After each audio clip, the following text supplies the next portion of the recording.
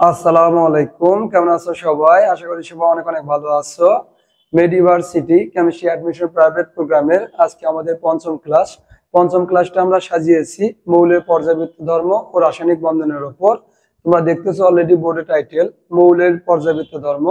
পর্যায়বৃত্ত ধর্মের উপর আমরা 2টা বা 3টা লেকচার দেব। তারপর রাসায়নিক বন্ধনের উপর আমরা 3টা থেকে 4টে লেকচার দেওয়ার চেষ্টা করব। তারই ধারাবাহিকতায় মৌলের পর্যায়বৃত্ত ধর্মের উপর আজকে আমাদের প্রথম ক্লাস। আজকের এই ক্লাসে যে ধরনের টপিকস গুলো আলোচনা করার আমরা চেষ্টা করব তার একটা আলোচ্য বিষয় তোমরা বোর্ডে ডান দিকে দেখতেছো। প্রথমে আমরা জানার চেষ্টা করব পর্যায় সারণী কি। পর্যায় সারণী, পিরিয়ডিক টেবল, পর্যায় সারণী। পর্যায় সারণীকে আমরা বলতে পারি রসায়ন শেখার চাবিকাঠি। যেমন আমরা বলি নামাজ হচ্ছে আমাদের জান্নাতের চাবিকাঠি, তেমনি রসায়ন যদি তুমি এই জগতে শিখতে চাও তাহলে এট ফার্স্ট তোমাকে পর্যায় সারণী সম্পর্কে ক্লিয়ার কনসেপ্ট থাকতে হবে। পর্যায় সারণী নিয়ে তোমরা মাধ্যমিক পর্যায়ে অনেকে পড়েছো, তারপরেও পর্যায় সারণী থেকে আমাদের অ্যাডমিশনে কোশ্চেন আসে। এই জন্য পর্যায় সারণী সম্পর্কে আমাদের যতটুকু দরকার আমরা সেই ইনফরমেশনটা অবশ্যই জানার চেষ্টা করব।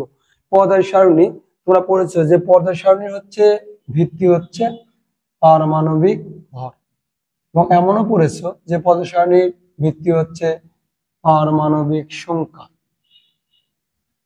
এবং একাডেমিক পর্যায়ে তোমরা এমনও পড়েছো যে পর্যায় সারণীর মূল ভিত্তি হচ্ছে ইলেকট্রন বিন্যাস।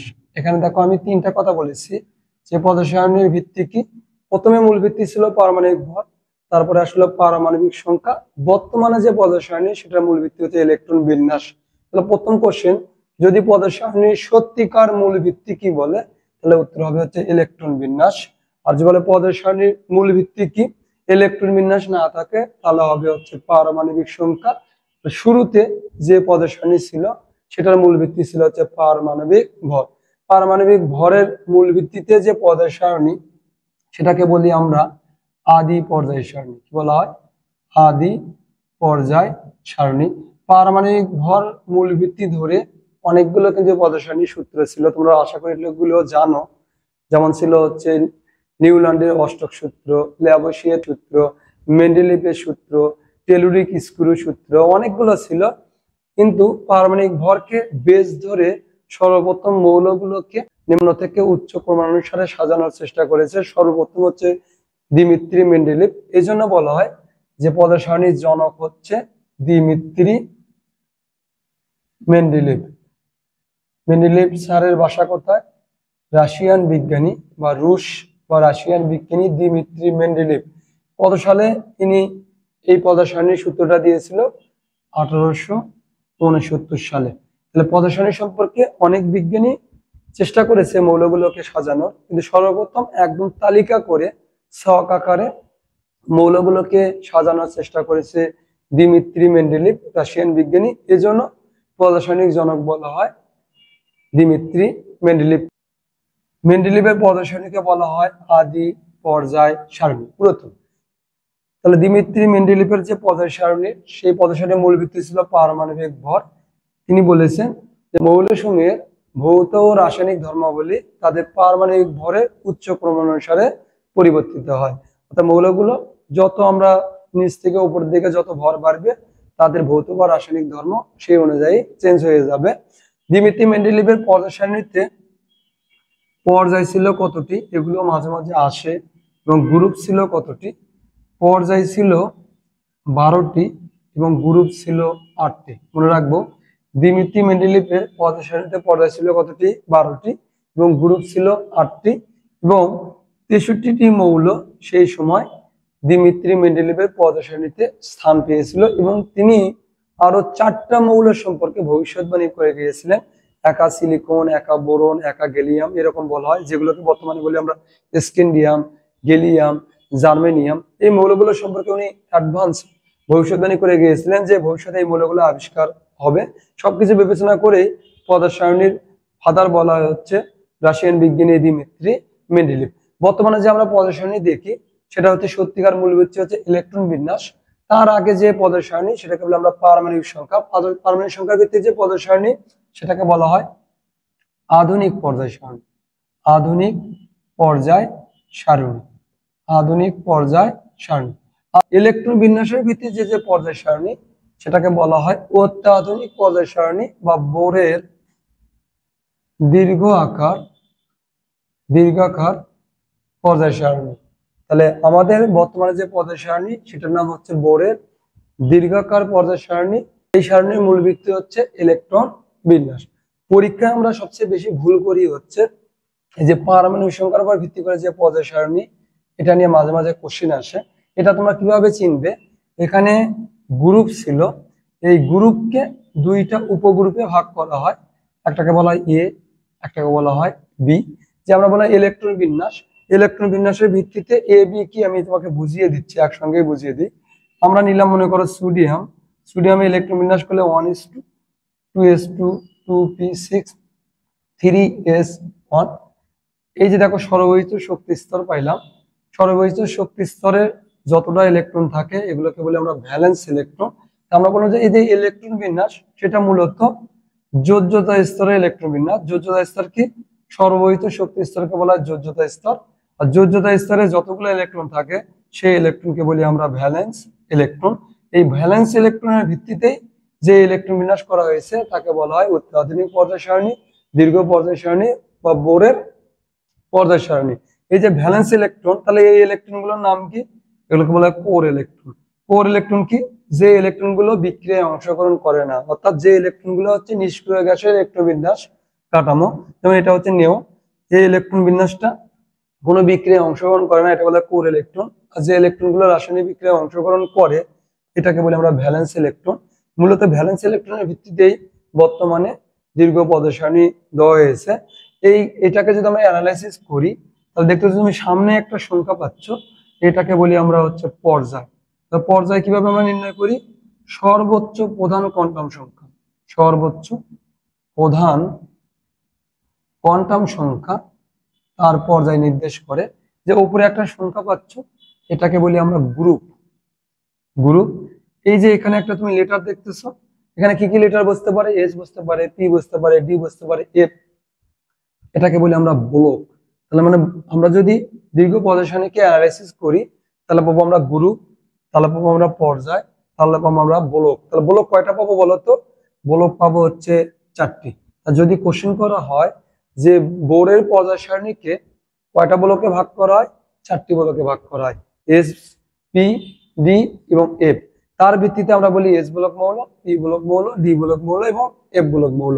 এই যে গ্রুপ, তাহলে দীর্ঘ পর্যায় সারণীতে গ্রুপ কতটা আছে? গ্রুপ আছে হচ্ছে 18টি এবং পর্যায় আছে হচ্ছে আমাদের 60টি। আমরা মনে রাখবো দীর্ঘ পর্যায় সারণীতে গ্রুপ আছে 18টি, পর্যায় আছে 60টি। আর এই যে আমাদের পারমাণবিক সংখ্যা যে মূল ভিত্তি, এটাকে গ্রুপকে দুইটা উপগ্রুপে ভাগ করা হয়েছে, একটাকে বলি আমরা এ আর একটা উপগ্রুপকে বলি আমরা বি। এ আমরা কখন বলবো? তুমি দেখতেছো সোডিয়ামের ক্ষেত্রে সর্বশেষ ইলেকট্রনটা 3s এ আসছে, তাই না? যদি সর্বশেষ ইলেকট্রনটা এস এবং পি তে থাকে তাহলে বলবো আমরা এ। সর্বশেষ ইলেকট্রনটা যদি ডি এবং এফ এ প্রবেশ করে তাহলে আমরা বলবো বি। পারমাণবিক সংখ্যার ভিত্তিতে যে আধুনিক পর্যায় সারণী, এটাকে আমরা কিভাবে চিনবো? এটাতে গ্রুপগুলোকে রোমান হরফে লেখা হয়। কিভাবে লেখা হয়? এটাতে রোমান হরফে লেখা হয়। ভালো করে শোনো, আমাদের মনে রাখতে হবে, অ্যাডমিশনে এটা এখান থেকে আসে, এটা মূলত আমরা সবাই পারি, এখানে ভুল করি। তাহলে আধুনিক পর্যায় সারণীকে গ্রুপকে দুটো উপগ্রুপে ভাগ করা, এ এবং বি। লাস্ট ইলেকট্রন এস এবং পি তে থাকলে এ, ডি এবং এফ এ থাকলে বি, এবং এটা আমরা রোমান হরফে লিখি। আর দীর্ঘ পর্যায় সারণীকে আমরা ডিজিট আকারে লিখি 1 থেকে 18। আর পর্যায় হচ্ছে কয়টি? 60টি। আর আদি পর্যায় সারণীতে পর্যায় 12টি, গ্রুপ হচ্ছে 8টি, মৌল ছিল 63টি। আর বর্তমানে এই যে দেখতেছো তুমি 18টা গ্রুপ, বোরের দীর্ঘাকার পর্যায় সারণীতে 118টি মৌল আছে। এখন পর্যন্ত আমাদের আবিষ্কৃত মৌলের সংখ্যা হচ্ছে 118টি। এখন এই যে পর্যায় সারণী বললাম, এটাকে যদি আমরা অ্যানালাইসিস করে তোমাদের একটু বুঝিয়ে দেওয়ার চেষ্টা করি তাহলে আমাদের অ্যাডমিশনে এখান থেকে কোশ্চেন আসে বিভিন্ন ভাবে, যাতে তোমরা পারো। তাহলে আমরা বললাম হচ্ছে পর্যায় হচ্ছে 7টা, তাই না? পর্যায় হচ্ছে 7টি। এই 7টি পর্যায়ের বেশ কিছু নাম আছে, এই নামগুলো আমাদের জানা উচিত। প্রথম পর্যায়ে মৌল আছে কতটি? 2টা মৌল আছে। হাইড্রোজেন আছে এবং একটা গ্যাপ দিয়ে শেষে হচ্ছে আমাদের হিলিয়াম আছে। দ্বিতীয় এবং তৃতীয় পর্যায়ে মৌল আছে হচ্ছে 8টি করে। চতুর্থ পর্যায় এবং পঞ্চম পর্যায়ে মৌল আছে 18টি করে।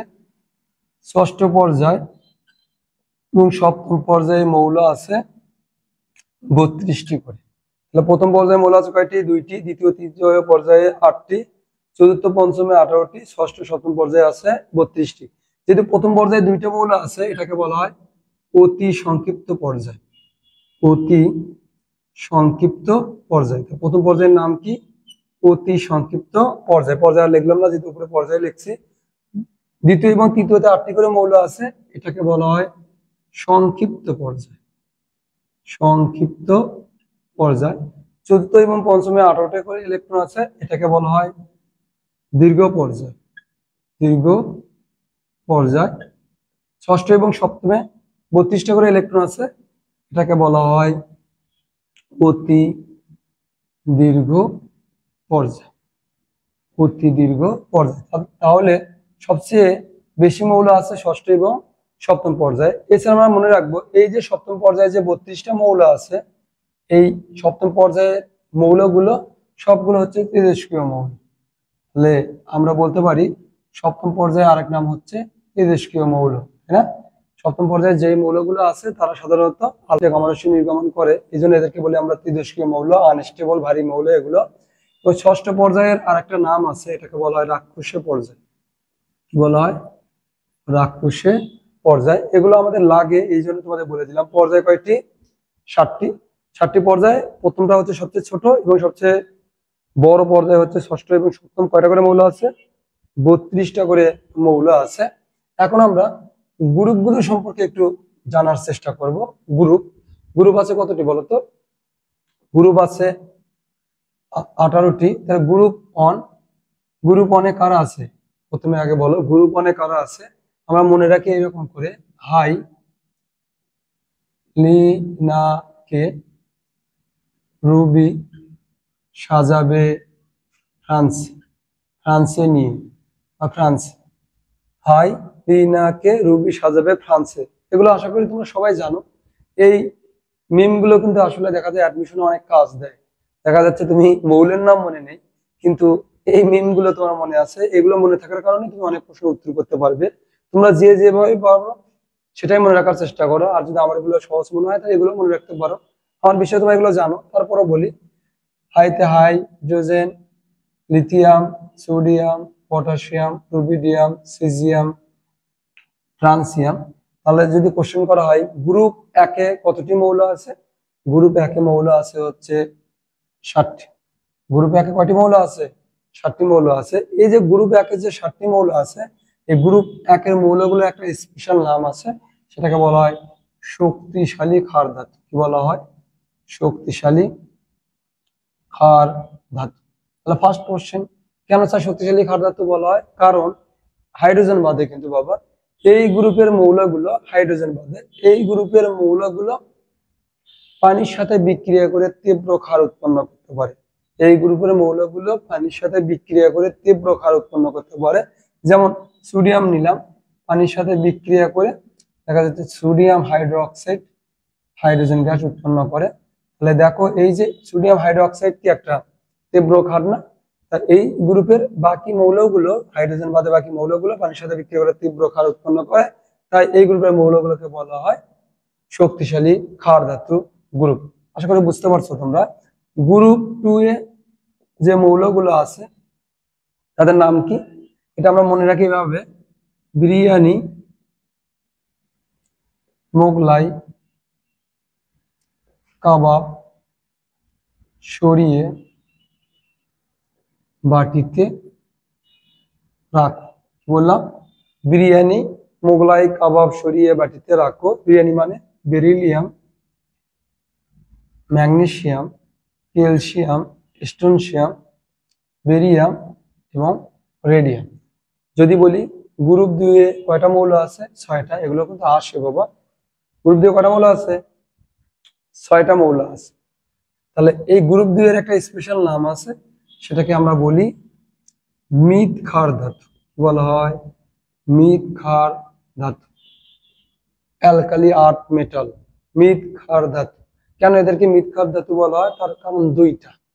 এই গ্রুপের মৌলগুলো মাটিতে পাওয়া যায়, প্লাস এই গ্রুপের মৌলগুলো ক্ষার তৈরি করতে পারে পানির সাথে বিক্রিয়ায়, তাই এদেরকে বলা হয় মৃৎ ক্ষার ধাতু। মৃৎ ক্ষার ধাতু গ্রুপের বৈশিষ্ট্য কয়টা? দুইটা।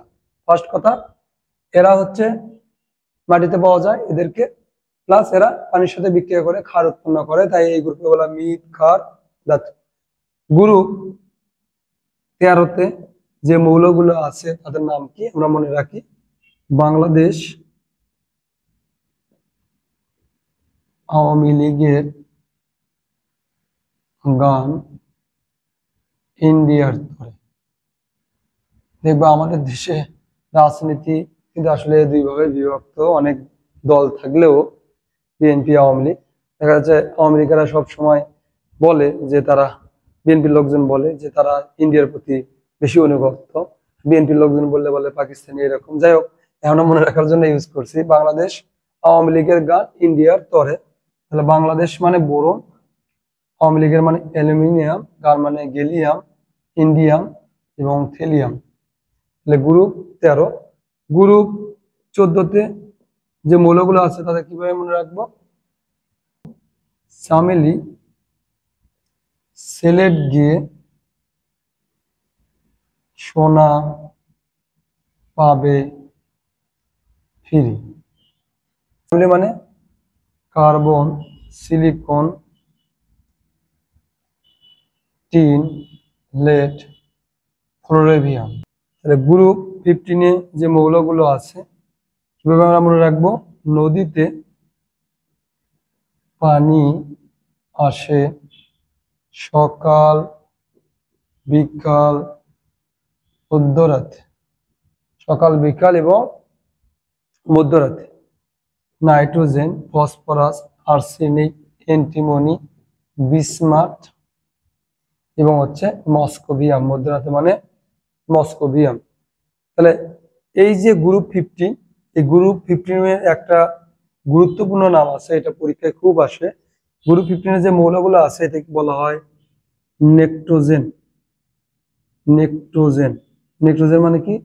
শ্বাসরোধকারী, শ্বাসরোধকারী, শ্বাসরোধ করতে পারে, তাই এই গ্রুপের মৌলগুলো বলে নেক্ট্রোজেন গ্রুপ বা শ্বাসরোধকারী। খুবই গুরুত্বপূর্ণ, পরীক্ষায় কিন্তু আসে।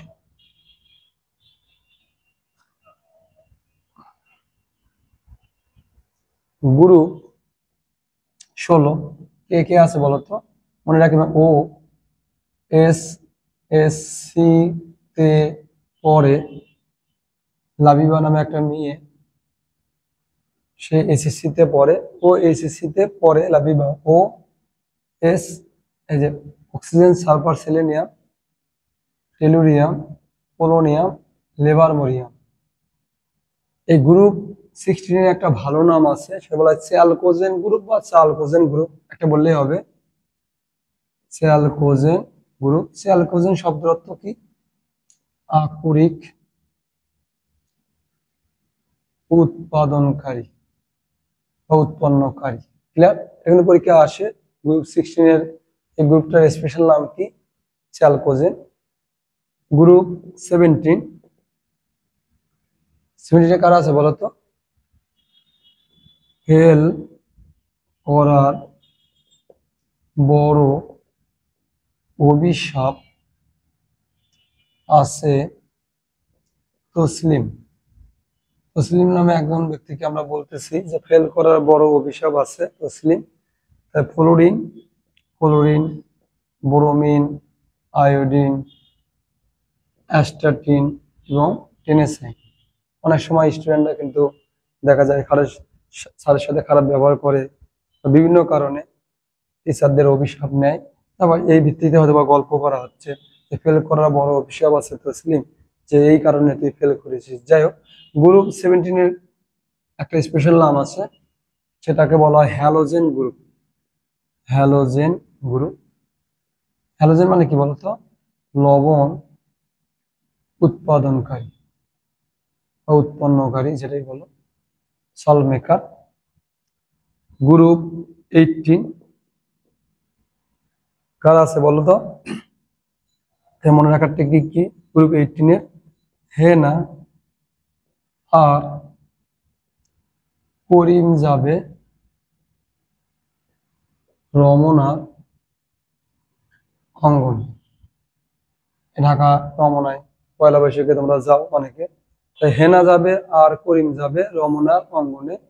হেনা মানে হিলিয়াম, নিয়ন, আর্গন, ক্রিপ্টন, জেনন, রেডন, অর্গানিস। 118 নম্বর মৌলের নাম কি? অর্গানিস। 117 নম্বর মৌলের নাম কি?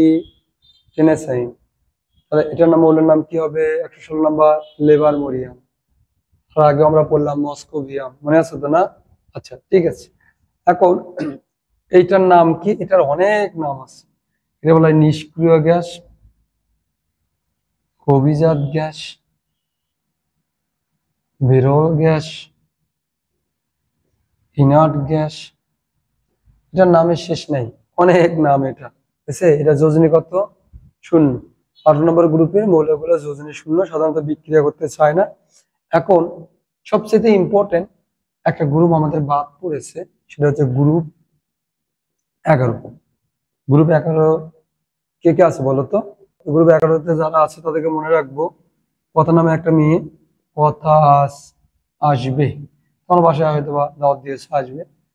কথা মানে কপার, আজ মানে সিলভার, গোল্ড। 11 নম্বর গ্রুপে 4টা মৌল কিন্তু আছে, কিন্তু এই 3টাকে মৌলকে বলা হয় কয়েনেস মেটাল। 11 নম্বর গ্রুপের স্পেশাল নাম হচ্ছে মুদ্রা ধাতু, কয়েনেস মেটাল। এছাড়াও গ্রুপ 3 থেকে 12 তোমরা দেখলা, গ্রুপ 1 2 লিখলাম, 13 থেকে 18 বললাম, 11 লিখলাম। এখন এই যে 3 থেকে 12 এটাকে বলা হয় ডি ব্লক মৌল। কি বলা হয়? ডি ব্লক মৌল। তোমাদের একটু আগেই বললাম যে ইলেকট্রন বিন্যাসের ভিত্তিতে 4টা ব্লকে ভাগ করা হয়, এস পি ডি এফ। একটু পরে আমি আসতেছি। 3 থেকে 12 এটাকে বলা হয় ডি ব্লক মৌল। তাহলে গ্রুপ এবং পর্যায়গুলো যে স্পেশাল নাম ছিল সে নামগুলো আমি বলে দিলাম। এখন আমরা মৌলের অবস্থান আমরা কিভাবে নির্ণয় করবো পর্যায় সারণীতে সেটা দেখব। যে কোনো একটা মৌলের পর্যায় সারণীতে অবস্থান কিভাবে নির্ণয় করা যায়। পর্যায় সারণীতে মৌলের অবস্থান নির্ণয় করলাম আমরা ইলেকট্রন বিন্যাসের সাথে। দেখলাম যে 4টা ব্লকে ভাগ করা হয়, 4টি ব্লকে ভাগ করা হয়।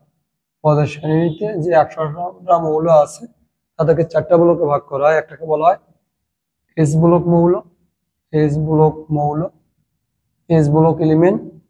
একটাকে বলা হয় পি ব্লক মৌল, একটাকে বলা হয় ডি ব্লক মৌল, এবং একটাকে বলা হয় এফ ব্লক মৌল, এফ ব্লক মৌল। 4টা ব্লকে ভাগ করা হয় ইলেকট্রন বিন্যাসের ভিত্তিতে। আমাদের যে দীর্ঘ পর্যায় সারণী সেটাকে ইলেকট্রন বিন্যাসের ভিত্তিতে 4টা ব্লকে ভাগ করে এস ব্লক মৌল। এস ব্লক মৌল কি? যেসব মৌলের ইলেকট্রন বিন্যাস করার পর, ইলেকট্রন বিন্যাস করার পর যেসব মৌলের, সংক্ষেপে লিখি, ইলেকট্রন বিন্যাস করার পর সর্বশেষ ইলেকট্রনটি এস অরবিটালে যায়, এস অরবিটালে প্রবেশ করে। যে সকল মৌলে ইলেকট্রন বিন্যাস করার পর সর্বশেষ ইলেকট্রনটি এস অরবিটালে প্রবেশ করে তাদের বলে এস ব্লক মৌল। সর্বশেষ ইলেকট্রনটি যদি পি অরবিটালে প্রবেশ করে পি ব্লক মৌল। সর্বশেষ ইলেকট্রনটি যদি ডি অরবিটালে প্রবেশ করে ডি ব্লক মৌল। সর্বশেষ ইলেকট্রনটি যদি এফ অরবিটালে প্রবেশ করে তাকে বলে এফ ব্লক মৌল। তাহলে এস ব্লক মৌলের প্রথম মৌলটির নাম কি? Hydrogen. On S on electron বিন্যাস করে দেখো, এই যে দেখো এসে প্রবেশ করেছে। তার সাথে আমরা মৌলের অবস্থানটাও নির্ণয় করা শিখে ফেলবো। এই যে উপরে দেখতেছ এটা হচ্ছে তার গ্রুপ। তাহলে হাইড্রোজেন কয় নম্বর গ্রুপে আছে? 1। কত নম্বর পর্যায়ে আছে? 1 নম্বর পর্যায়ে আছে। ব্লকের নাম কি? এস। বুঝতে পারছি? আমরা ভুল করি হিলিয়ামের ক্ষেত্রে। দেখো 1s2, হিলিয়াম হচ্ছে এস ব্লক মৌল, কিন্তু এটার অবস্থান কিন্তু 18 নং গ্রুপে। কেন 18 নং গ্রুপে? কারণ এটা হচ্ছে নিষ্ক্রিয় গ্যাস। খুবই ইম্পর্টেন্ট, এটা তোমরা ভুল করো। হিলিয়াম পর্যায় হচ্ছে 1 নম্বর পর্যায়। গ্রুপ 2 হওয়ার কথা, কিন্তু গ্রুপ 2 নয়, কেন? হিলিয়াম হচ্ছে নিষ্ক্রিয় গ্যাস। যার জন্য 18 নম্বর গ্রুপে স্থান দেওয়া হয়েছে। ক্লিয়ার? যদি আমরা আরেকটা মৌল ইলেকট্রোবিন্যাস করি, লিথিয়াম লিখলাম, তাহলে 1s2 2s1, গ্রুপ কত? 1, পর্যায় কত? 2, বলক কি? s।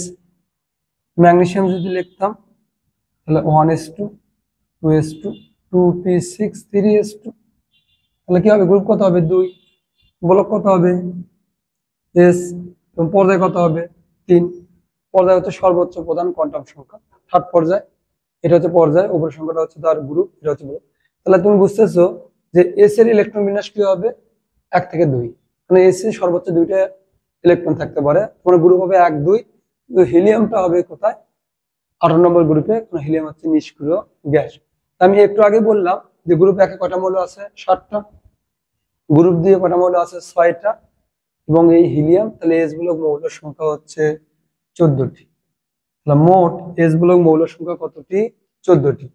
গ্রুপ 1 এ আছে 7টি, গ্রুপ 2 এ আছে 6টি, এবং হিলিয়াম নিষ্ক্রিয় গ্যাস হয় 18 নম্বর গ্রুপে দিয়েছি, এই মিলে হচ্ছে এস মূলক মৌল 14টি। পি মূলক মৌল কোথায়?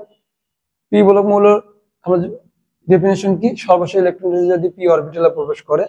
পি মূলকের ফার্স্ট মৌলের নাম হচ্ছে বোরন। দেখো ইলেকট্রন বিন্যাস করে 1s2 2s2 2p1। পি মূলক মৌলের ক্ষেত্রে আমাদের সমস্যা হয়, এই যে দেখো এটা করা এস আর পি মান যোগ করে সাথে 10। দীর্ঘ পদার্থের নিয়ম হচ্ছে এস পি যোগ সাথে 10। এস এ কত আছে? 2, পিতে কত আছে? 1, আর 10 যোগ করলে এ হচ্ছে 13। আমাদের ভুলটা হয় এস এর ক্ষেত্রে, আমাদের ভুল হয় না। যেমন আমাদের এটা বলছি, এটাকে আমরা যদি আধুনিক পদের শ্রেণীতে করতাম পারমাণবিক সংখ্যা ভিত্তি, তাহলে আমরা রোমান হরফে লিখতাম 1 এর এ। কেন লিখতাম? লাস্ট ইলেকট্রন এস এবং পিতে থাকলে আমরা এ লিখি, পর্যায়ে নিয়ে কোনো সমস্যা নেই। এটার ক্ষেত্রে যে 10 যোগ করেছি, আমাদের পারমাণবিক সংখ্যার মূল ভিত্তি ধরলে মোসলে কর্তৃক পারমাণবিক সংখ্যা আবিষ্কার হয়েছে 1913 সালে। মোসলে কর্তৃক পারমাণবিক সংখ্যা আবিষ্কার হওয়ার পরে যে পদার্থের মূল ভিত্তি হয় পারমাণবিক সংখ্যা, এখানে দেখো 10 আমরা যোগ না করে আগের নিয়মে লিখতাম 3। যেহেতু পি এবং এস এ থাকলে এ, তখন লেখা হতো 3 এর এ। বুঝতে পারলে কি? আর বর্তমান নিয়মে 13।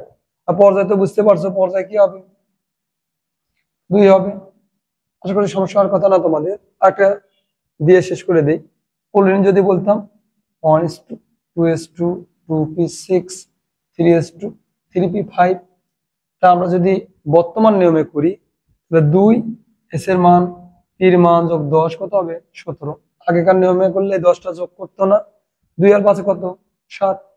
আমরা 7 লিখতাম রোমান হরফে, এসপি তে থাকলে এ 7 এর। পর্যায় তো বুঝতে পারছো, পর্যায় হবে 3 নম্বর পর্যায়। পারবো না আমরা? বলো তো। মানে পি মূলক মৌল কোথায় আছে? মানে 13 থেকে 18, 18 নম্বর গ্রুপে হিলিয়াম ব্যতীত। তাহলে এক একটা গ্রুপে আছে 6টা করে মৌল, আর 13 থেকে 18, এখানে 6 কত? 34টা। পি মূলক মৌলের সংখ্যা হচ্ছে 34টা। তাহলে পি মূলকের প্রথম মৌলের নাম কি? বোরন। লাস্ট মৌলের নাম কি তাহলে বলো তো? এই 18 নম্বর গ্রুপে লাস্টে কি আছে? অর্গানিজম, 118 নম্বর মৌল। আশা করি আমরা পারবো। S P. এখন আমরা জানবো ডি মূলক মৌল কি। ডি মূলক মৌল আমরা বললাম যে সর্বশেষ ইলেকট্রনটি যদি ডি অরবিটালে প্রবেশ করে, সর্বশেষ ইলেকট্রনটি ডি অরবিটালে প্রবেশ করে ডি মূলক মৌল। ডি মূলক মৌল থেকে ভর্তি পরীক্ষায় সবচেয়ে বেশি কোশ্চেন আসে, এবং এখানেই তোমরা ভুলটা করো। কিরকম দেখো, ডি মূলকের ফার্স্ট মৌলের নাম কি? স্ক্যান্ডিয়াম। করে দেখো 1s2 2s2 2p6 3s2 3p6 4s2 3d1। এই দেখো একটা ইলেকট্রন প্রবেশ করছে, ডি মানে অরবিটাল কয়টা? 5টা। তাহলে 5টা অরবিটালে ইলেকট্রন কয়টা থাকবে? 10টা। সর্বোচ্চ কয়টা ইলেকট্রন থাকবে? 10টা। মানে একটা অরবিটালে সর্বোচ্চ 2টা ইলেকট্রন থাকে, তাহলে 5টা অরবিটালে সর্বোচ্চ কয়টা থাকে? 10টা। তার মানে এখানে 1 থেকে 10 পর্যন্ত হবে। তার মানে এই যে এস এর মান আর ডি এর মান যোগ করে আমরা হচ্ছে ডি মূলকের হচ্ছে অবস্থান নির্ণয় করি মৌলের। তাহলে এখানে আছে 2, এটা আছে 1, তাহলে কত? গ্রুপ কত? তাহলে গ্রুপ হচ্ছে 3। পর্যায় কত? ডি ব্লকের ক্ষেত্রে পর্যায়ে আমরা ভুল করি, অনেকে 3 মনে করে। না বাবা, আমি বলেইছি সর্বোচ্চ প্রধান কোয়ান্টাম সংখ্যা। সর্বোচ্চ প্রধান কোয়ান্টাম সংখ্যা কত? 4। তাহলে এটার পর্যায় হবে 4। ভুলটা যেন করো না, পর্যায়ে ভুল হওয়ার সম্ভাবনা এই ডি ব্লকের ক্ষেত্রেই শুধু। যদি আমরা এভাবে নিয়ম করে করতেই থাকি, আমরা আয়রন করলাম, কোবাল্ট, নিকেল তোমাকে দিলাম। কারণ কি হবে, আর্গন লিখলাম বাবা সংক্ষেপে, এইটুকু লিখলাম 4s2 3d6, argon 4s2 3d7, argon 4s2 3d8, 26 27 28 electron বিন্যাস করলাম। তাহলে এর আগে ম্যাঙ্গানিজ আছে, করে দেখো। ম্যাঙ্গানিজ যদি করতাম তাহলে কি হতো, আর্গন 4s2 3d5, তাহলে এটা গ্রুপ কত হতো, 2 আর 5 যোগ করলে 7। তাহলে আগের নিয়মে করলে আমরা কি পাইতাম বলতো, এখানে 7। তাহলে আগের নিয়মে করলে কি পাইতাম, যে 7-এর যেহেতু ডি এফে প্রবেশ করলে বি হয়, যেহেতু ডি তে আছে 7-এর বি লিখতাম।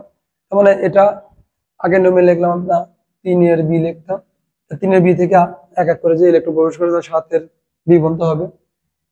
এই যে এটা তাহলে বর্তমান নিয়মে কি হবে, 2 6 8 9 নম্বর গ্রুপ, 10 নম্বর গ্রুপ। এই জায়গাটাতে আমরা ভুল করি, বি কেয়ারফুল। যদি আমরা আধুনিক নিয়মে চিন্তা করি, আধুনিক নিয়মে 8 9 10 থাকলে আগে বলা হয়তো 8-এর বি, এটাই ভুল করি আমরা। বর্তমানে 8 9 10 সবাই আমরা পারি, আর পূর্বের নিয়ম অনুসারে এটাকে বলতে 8-এর বি। যদি গ্রুপকে আমরা দুটো উপগ্রুপে ভাগ করি তখন 8-এর বি, কারণ এদেরকে আসলে আলাদা করা সম্ভব হয় না। এটা হচ্ছে ম্যাগনেটিক গ্রুপ বলা হয়, ম্যাগনেটিক গ্রুপ। এদের মধ্যে চুম্বক ধর্ম আছে, ম্যাগনেটিক প্রপার্টি আছে, এদেরকে বলা 8-এর বি। কপার যদি আমরা করতাম, কপার 29, আর্গন 4s1 3d10, তাহলে বর্তমান নিয়মে কি হতো, গ্রুপ 11। যদি আমরা এই পারমাণবিক সংখ্যা মূল ভিত্তি ধরতাম তাহলে হতো 1-এর বি। এটা কিন্তু ভুল করো। একটু আগে তোমাদের বললাম 11 গ্রুপের নাম কি, মুদ্রা ধাতু। মুদ্রা ধাতু 11 না থেকে অনেক সময় 1-এর বিও থাকতে পারে, ঠিক করতে হবে কিন্তু। জিঙ্ক যদি আসতো 30, আর্গন 4s2 3d10, তাহলে বর্তমান নিয়মে কত হতো, 12। আগে হতো লাস্ট ডিজিট 2-এর বি। কেন বি হচ্ছে, ডি এফ এ থাকলে বি হয়, এস এবং পি তে থাকলে এ হয়। আশা করি বুঝতে পারছো। এফ ব্লকটা অনেকে মনে হয় ভয় পায়, বুঝতেছো যে পারমাণবিক সংখ্যা বড় বড় হবে, কিন্তু এটাই কিন্তু সবচেয়ে বেশি সহজ। আমি দেখাই তোমাদেরকে। এফ ব্লক মৌল, এফ ব্লক মৌল যে চিন্তা করি, এফ ব্লক মৌল, এফ ব্লক মৌল, সর্বশেষ ইলেকট্রনটি কোথায় যাবে, এফ অরবিটালে প্রবেশ করে। এফ ব্লক মৌলে ইলেকট্রন বিন্যাসের কনফিগারেশনটা আমি তোমাদের বলি। ইলেকট্রন বিন্যাসের কনফিগারেশনটা কি, n-2, এফ 1 থেকে 14। কেন, এফ মানে 7টা অরবিটাল, সর্বোচ্চ ইলেকট্রন করা থাকতে পারবে 14টা। n-1 d0 1 1 লিখলাম। তারপরে আমাদের ans2, এই যে এটাই হচ্ছে সবসময় তার গ্রুপ হয়। তাহলে মনে রাখবো এফ ব্লক মৌলের গ্রুপ হচ্ছে 3। কত, 3। আর আগের নিয়মে আমরা বলতাম 3-এর বি বলতাম। ক্লিয়ার, এফ ব্লকের সকল মৌল 3-এর বি। আর পর্যায় কত হতো, আরো সোজা পর্যায়। দেখো এখানে n লেখা আছে, এখানে আছে 1 কম, এখানে 1 কম। 3f তো হয় না, 2f হয় না, তা 4f পেতে গেলে কিন্তু 6 বসাতে হবে। তাহলে পর্যায় হচ্ছে 6। পর্যায় কত, 7। দুটো পর্যায়। 6 পর্যায়কে আমরা কিভাবে চিনি বলতো, বলি ল্যান্থানাইট সিরিজ। কি বলি আমরা, ল্যান্থানাইট সিরিজ। মনে রাখি লালু, লা থেকে লু, লালু 57 থেকে 71, যেহেতু এল দিয়ে শুরু, এটার জন্য এটাকে বলি ল্যান্থানাইট সিরিজ। আমরা কি বলি, ল্যান্থানাইট সিরিজ। মনে রাখার জন্য এভাবে পড়ি আমরা, যে এল এল, বুঝছো, ল্যান্থানাইট সিরিজ। এখানে কটা মৌল আছে, 15টা মৌল আছে। কয়টি, 15টি। লা থেকে লু, ল্যান্থানিয়াম থেকে লুটেশিয়াম। আর সপ্তম পর্যায়কে বলি আমরা অ্যাক্টিনাইট সিরিজ, অ্যাক্টিনাইট সিরিজ। এখানে মৌল আছে 15টা, এসি থেকে এলআর। মিল আছে দেখো 89 থেকে 103, অ্যাক্টিনিয়াম থেকে লরেন্সিয়াম পর্যন্ত, এটাকে বলে অ্যাক্টিনাইট সিরিজ। এই দুটো আছে প্রদর্শনে, দেখবেন নিচে 2টা পর্যায় দেওয়া আছে, একটা বলে ল্যান্থানাইট সিরিজ, একটা বলে অ্যাক্টিনাইট সিরিজ। আমরা ভুলটা করি এফ ব্লক এবং ডি ব্লক মৌলের সর্বমোট সংখ্যা হিসেবের ক্ষেত্রে। ডি ব্লক মৌলের সংখ্যা যদি বলা হয় কতটি, ডি ব্লক মৌল, তাহলে হবে 41। কতটি? 41। এটা কিন্তু ভুল হওয়ার সম্ভাবনা আছে, এটা পরীক্ষায় আসার সম্ভাবনা অনেক বেশি, খুবই গুরুত্বপূর্ণ। ডি ব্লক মৌলের সংখ্যা কতটি? 41টি। তোমরা পদার্থটা খুলে দেখো, একটু মনে রাখার জন্য বলি। মনে করো পরীক্ষার সেন্টারে তুমি গেছো, তোমার বডিটাকে তুমি পদার্থ চিন্তা করো। এই যে আমাদের এই ডান হাত তুমি তোমার অনুযায়ী ধরবা, এটা ধরলে এস ব্লক, এটা পি ব্লক, এই যে মাঝখানে একটা গ্যাপ আছে, এটা হচ্ছে 10 গ্যাপ। তাহলে এস ব্লক, তার মানে এই হাতে কয়টা মৌল আছে? 14টা। গ্রুপ 1 আছে 7টা, গ্রুপ 2 আছে 6টা, এবং হিলিয়াম নিষ্ক্রিয় গ্যাস 18তে রাখছে, এই মিলে 14টা। এখানে আছে 36টা মৌল, তার মানে 13 থেকে 18 হিলিয়াম বাদে, এই জন্য 36টা। 6টা গ্রুপ, এবং প্রত্যেকটা গ্রুপে কয়টা মৌল আছে? 6টা, এই জন্য 6 কত? 36। এই যে ডান হাত বাম হাতের মধ্যে 10টা গ্যাপ আছে, এটাকে বলে আমরা ডি ব্লক। এখানে 2টা করে ফাঁকা আছে, তার মানে 38টা মৌল আছে পেটে। আর নিচে আছে 2টা, একটা হচ্ছে ল্যান্থানিয়াম, অ্যাক্টিনিয়াম, আর একটা হচ্ছে থোরিয়াম। 57, 89, 90 এই 3টা হচ্ছে ডি ব্লক মৌল। তাহলে ওখানে আছে 38টা, আর এই 3-এ এই 41টা।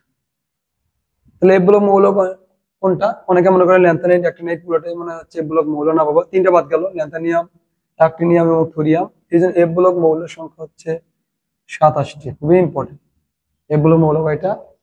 27টি। পারবো কি? আমি একটু সামারি করে দেই তোমাদের, যে আমি বললাম এস ব্লক কয়টা, পি ব্লক, একটু সামারি করে দেই তোমাদের। তাহলে এস ব্লক মৌল হচ্ছে 14টা। কয়টি? 14টি। আমি এভাবে যে ধরি, এটা আমার ডান, তোমাদের বাম হবে। তাহলে এটাতে আমার আছে 14টা মৌল, এখানে 36টা, পেটের ভেতরে 41টা, এবং পা এটা হচ্ছে 27টা। মনে থাকবে, পুরো বডিটাকে একটা পজিশনে মনে করবো। 14টা, 36টা, 41টা। পেটের ভেতরে অনেক কিছু রাখো, অনেক কিছু খাও, এই জন্য বেশি এখানে আছে। আর পায়ে 2টা আছে, এটা হচ্ছে এফ ব্লক মৌল। তাহলে পি ব্লক মৌল কতটা আছে?